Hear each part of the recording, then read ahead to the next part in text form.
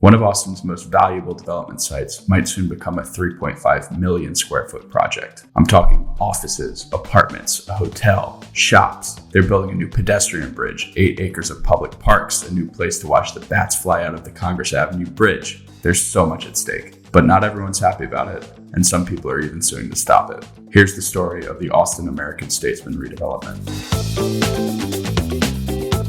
The Statesman Site is nearly 19 prime acres of waterfront land just south of Lady Bird Lake. It sits on the stretch of the Colorado River where Austinites paddleboard, kayak, hike, get drunk, and maybe even swim if they're crazy.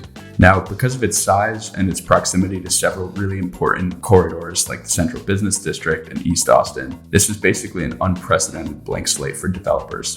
But how did this huge development site even come about in the first place? Of course, it gets its name from Austin's hometown newspaper, but in 2015, the Statesman announced that it would no longer be printing its papers at its facilities at 305 South Congress. The paper's owners, the Cox family, formed a new entity to take the ownership of the property from their media and automotive business, Cox Enterprises. In 2017, they selected Endeavor Real Estate Group, an Austin-based developer, to help redevelop the land. Now, Austin's one of the most heavily regulated cities for development in all of Texas, and boy has that shown in this project. It took years for Endeavor to put together its plans for the site with the architecture firm SOM and get the city council to buy in. But in December, finally, things were looking up. The project took a huge leap forward when the council approved a PUD, or Planned Utility District, and a tax increment reinvestment zone for the site. As an area develops, its properties are worth more, and their tax bills grow accordingly. A TIRZ redirects that increased tax bill directly back into infrastructure improvements for the zone. That gives developers a huge hand in helping build up their neighborhood. But as is the case in developments nationwide, a huge sticking point on this project was affordability.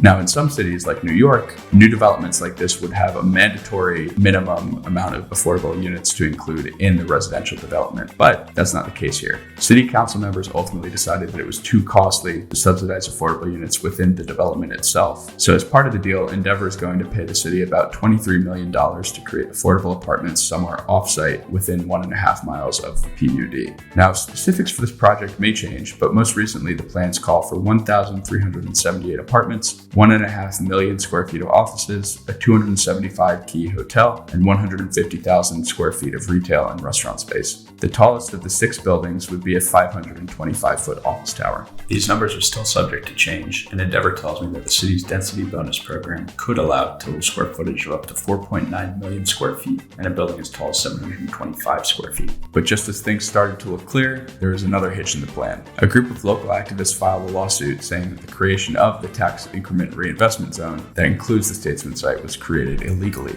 The plaintiffs in the suit argued that the Texas tax code only allows tax increment reinvestment zones to be created in, quote, unproductive, underdeveloped, or blighted areas that wouldn't be developed without the redirected funds. Their argument essentially is, well, look at this place. The same reasons that developers want to build on it, which are great locations and great views, are the same reasons that activists say the city shouldn't be redirecting tax dollars to help build it. As that suit winds its way through the courts, The Real Deal will be keeping you updated on the status of what could be Austin's biggest development in years. Stay tuned.